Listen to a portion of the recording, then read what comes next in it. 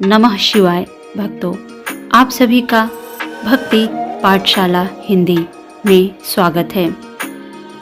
इस बार 15 फरवरी को शिवरात्रि मनाई जाएगी, यानी वह पवित्र रात्रि जब भक्तों की आंखें जागेंगी और मंत्र ओम नमः शिवाय की आवाज़ें गूंजेंगी और शिव का आशीर्वाद हर दिल तक पहुंचेगा।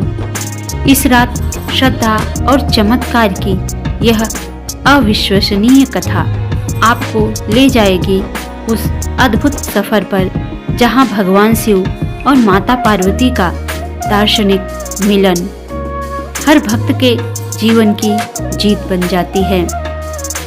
इस वीडियो में आप एक अद्भुत कथा सुनेंगे जिससे आपको यह पता चलेगा महाशिवरात्रि हम भक्तों के लिए कितना महत्वपूर्ण है और इस व्रत को करने से भोलेनाथ कैसे प्रसन्न होते हैं।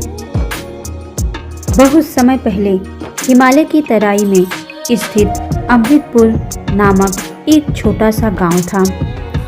यह गांव साधारण था, लेकिन यहाँ रहने वाला एक व्यक्ति असाधारण था। उसका नाम था केदार। केदार अत्यंत निर्धन था। ना उसके पास धन था, ना परिवार का सहारा। उसकी पत्नी का वर्षों पहले देहांत हो चुका था। संतान भी नहीं थे। वह एक छोटी सी झोपड़ी में रहता था और लकड़ियाँ काटकर उसे बेचकर अपना जीवन पालन करता था।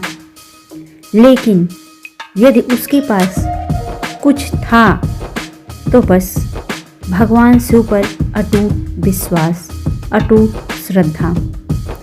केदार प्रतिदिन प्रातःकाल स्नान करके एक पुराने बरगद के वृक्ष के नीचे रखे शिवलिंग पर जल, बेलपत्र और अपनी श्रद्धा अर्पित करता था और वह कहता, हे भोलेनाथ, मेरे पास देने को कुछ नहीं, पर मेरा मन सदा आपका ही है। आज शिवरात्रि का पर्व निकट आ रहा था। गांव में उत्सव की तैयारियां शुरू हो चुकी थी। हर घर में पकवान बन रहे थे। मंदिरों को सजाया जा रहा था। केदार ने निश्चय किया कि इस बार वह महाशिवरात्रि का कठोर व्रत रखेगा। ना अन्न खाएगा और ना जल पिएगा, केवल भगवान शिव के ध्यान और जप में रहेगा।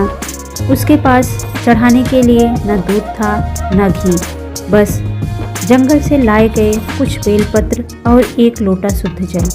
महाशिवरात्रि की रात वह शिवलिंग के पास बैठ गया। चारों प्रहर उसने ओम नमः शिवाय का जाप किया। ठंडी हवा चल रही थी, शरीर कांप रहे थे, पर उसका मन स्थिर था।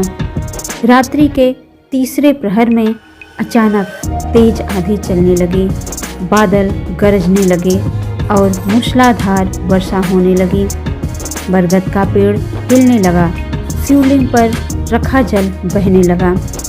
केदार ने अपने शरीर से शिवलिंग को ढक लिया ताकि जल और बेलपत्र हट ना जाए।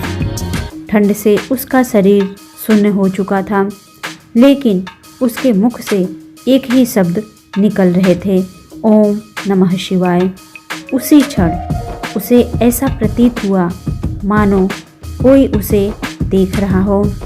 अचानक बिजली चमकी।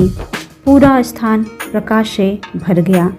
केदार ने आंखें खोली तो वह अचंभित रह गया। उसके सामने स्वयं भगवान शिव विराजमान थे। जटाओं से गंगा जल प्रभावित हो रही थी। मस्तक पर चंद्रमा, कंठ में नाग और हाथ में त्रिशूल। उसके साथ खड़ी थी माता पार्वती, करुणा और ममता की सजीव प्रतिमा। केदार भय और आनंद से कांपते हुए भूमि पर गिर पड़ा। माता पार्वती ने स्नेह से कहा, वत्स उठो, शिव को तुम्हारी भक्ति ने यहाँ खींच लाई है। केदार की आंखों से आंसू बहने लगे। उसने कहा, माता, मैंने कभी कुछ मांगा नहीं, यदि कोई अपराध हुआ हो तो क्षमा करें।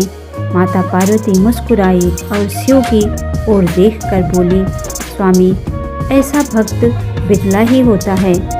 इसने कुछ नहीं मांगा, फिर भी इसे सब कुछ पाने योग्य है।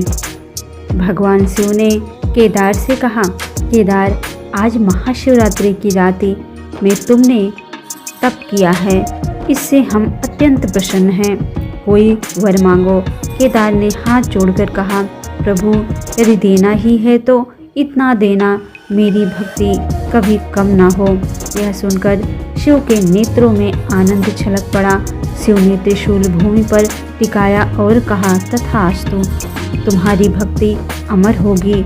जहाँ यह शिवलिंग है वहाँ एक महान मंदिर बनेगा और जो भी सच्चे मन से यहाँ आकर उसकी मनोकामना पूर्ण होगी,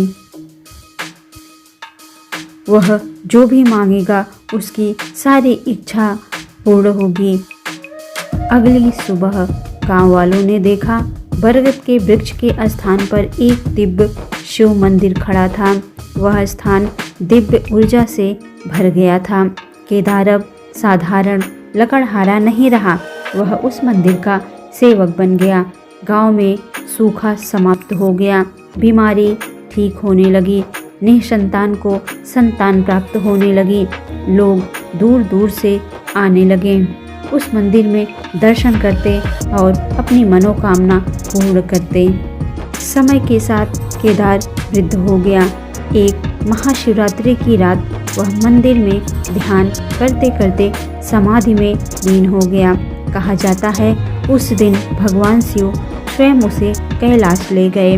आज भी मान्यता है कि जो व्यक्ति महाशिवरात्रि की रात सच्चे मन से शिव पार्वती का स्मरण करता है, उसके जीवन का सारा अंधकार अवश्य मिटता है और भगवान शिव जल्दी प्रसन्न होकर उसकी सभी मनोकामना पूर्ण करते हैं। कथा का संदेश, शिव भक्ति में दिखावा नहीं, समर्पण चाहिए। महाशिवरात्रि केवल पर्व नहीं, आत्मा के जागरण की रात्रि है।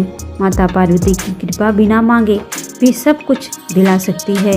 जो कुछ नहीं मांगता वही सब कुछ पा लेता है। आप सभी को यह महाशिवरात्रि की पावन कथा कैसी लगी?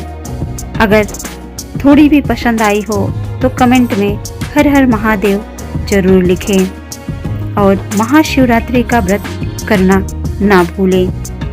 मिलते हैं ऐसी ही कहानी के साथ दूसरे वीडियो में। तब तक के लिए ओम नमः शिवाय, जय महाकाल।